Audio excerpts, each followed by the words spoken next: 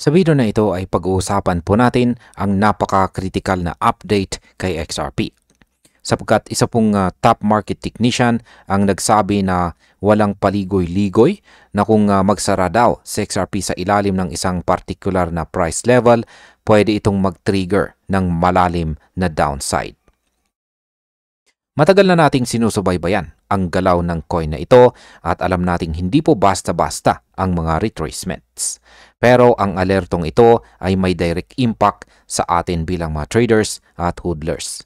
Kaya sa video na ito ay alamin po natin ang tatlong posibleng scenarios na XRP at kung ano po ang dapat nating bantayan para sa susunod na mga linggo. At ayan po ang siyang ating pag-uusapan sa video na ito at simulan po natin sa ating unang katanungan kung ano po ba ang nangyayari kay XRP sa kasalukuyan. Matapos po na mag-rebound sa XRP sa $1.82, 2 linggo na ang nakaraan, nakatayo ito sa paligid ng $2.20 sa nakarang linggo. Ngunit sa nakalipas na 2 araw, bumaba ito ng higit sa 7% trading ito po ay nag-trade malapit po sa $2 na presyo. Ang galaw na ito ay bahagi po ng mas malawak na bearish trend na tinutukan ng analyst na si Egrag Crypto. Ang kanyang technical analysis ay nagpapakita po ng kahalagahan ng moving averages at saka Fibonacci levels para sa coin na ito. Ang decline na ito ay hindi lang simpleng price fluctuation, kundi isang signal para sa mga holders na kailangan po maging alerto sa mga critical levels na susundan. Ngayon ay ano po ba ang mga critical EMA na dapat po nating bantayan dito kay XRP? Ayon po kay Ginoong Egrag Crypto, may tatlong posibleng scenarios sa XRP gamit po ang Fibonacci at saka moving averages. Isa sa pinaka-importante ay ang 21-month exponential moving average or ang 21 EMA. Kapag nagsara sa XRP sa ilalim nito, sabi niya XRP is done. Walang sugar coating ang sinabi niya. Sa oras ng report, ang 21 EMA ay nasa $1.907 na 6.38% lamang ang layo mula sa current price na $2.037. Ang monthly close sa ilalim ng EMA na ito ay pwede pong mag-set ng daan papunta sa lower price targets tulad po ng $1.55.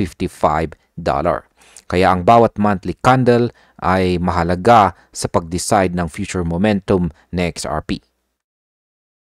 Ano naman po ang ibig sabihin ng close sa ilalim ng 21 EMA? Hindi po sapat na bumaba lang sa XRP sa ilalim ng EMA. Kailangan talaga itong magsara sa monthly chart para makumpirma ang downside. Kung mangyari ito, malaki ang posibilidad na mas maraming bearish momentum ang pumasok sa market. Ito po ay pwedeng mag-trigger ng liquidation lalo na sa mga leverage positions. Sa nakalipas na 24 hours, nawala ang $16.74 million sa leverage positions, kung saan $16.13 million ay mga long traders. Kaya malinaw po na ang market ay sensitive sa critical level na ito. Ang bawat monthly close ay susi sa next price action at sentiment ng mga traders at hodlers. Ngayon ay mayroon pa bang bullish possibilities? Hindi pa rin po lost cause sa XRP kahit may bearish threat.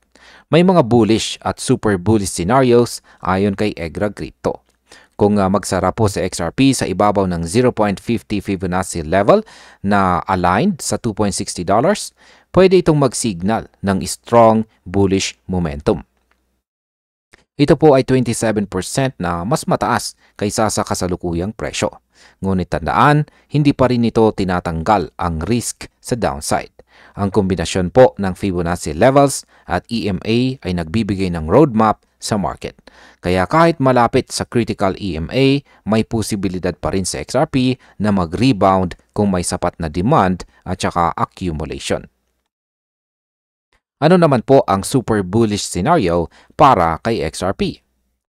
May super bullish scenario din na inilarawan ni Egrag Crypto. Kapag nagsara sa XRP sa ibabaw ng 0.88 fib level na nasa $3.40, pwede itong magbigay daan sa retest ng January high. Ito ay magbubukas ng malakas na upside momentum. Ang ganitong galaw ay pwede pong magdala sa coin sa unprecedented prices na hindi pa natin nakikita sa current cycle. Ito ay nangangailangan ng malakas na demand at accumulation phase. Ang mga long-term holders ay pwedeng maging catalyst dito. Ang market structure at technical signals ay dapat po nating i-monitor or yan para makita po natin ang potential breakout. Ano naman po ang nangyari sa leverage positions? Sa nakalipas po na 24 hours, nawala sa XRP ng nawalan po siya ng higit 5%. Ito ay nagresulta sa wipeout ng $16.74 million sa leverage positions. Karamihan po sa mga na-liquidate ay mga long traders. $16.13 million. Yan. Ito ay sinyales na ang market ay patuloy po na sinusubukan ang patience ng mga holders. Gayunpaman, may mga analyst tulad po ni Charting Guy na naniniwala na hindi po bearish sa XRP. Ang trend po ni XRP sa ibabaw ng 2021 peak na $1.97 ay nagbigay ng indikasyon ng potential bullish accumulation. Para po sa mga hodlers, ito ay pagkakataon para suriin natin ang risk at saka timing sa susunod na galaw. Ngayon ay bakit po ba importante ang accumulation phase na ito? Ang accumulation phase ng XRP ay kritikal sa susunod na malalaking galaw ng presyo. Kapag unti-unting naipon ang supply sa long-term wallets, mas nagiging stable ang market. Ito ay pwede pong magbigay daan sa breakout pataas. Posibleng target ang $8 sa long-term horizon. Ang mga traders at hodlers ay dapat pong bantayan ang mga EMA levels, Fibonacci resistance at volume indicators. Ang combination po ng technical setup at institutional interest ay pwedeng maging trigger sa next bullish cycle. Kaya habang may short-term bearish pressure, hindi dapat mawala ang focus sa long-term potential ng XRP. Ito ang punto kung bakit ang technical analysis ay mahalaga sa pag-decide sa strategy. At bilang panghuli ay ano naman ang aking masasabi tungkol dito? Ang scenario po ni XRP ay isang mix ng short-term risk at saka long-term opportunity.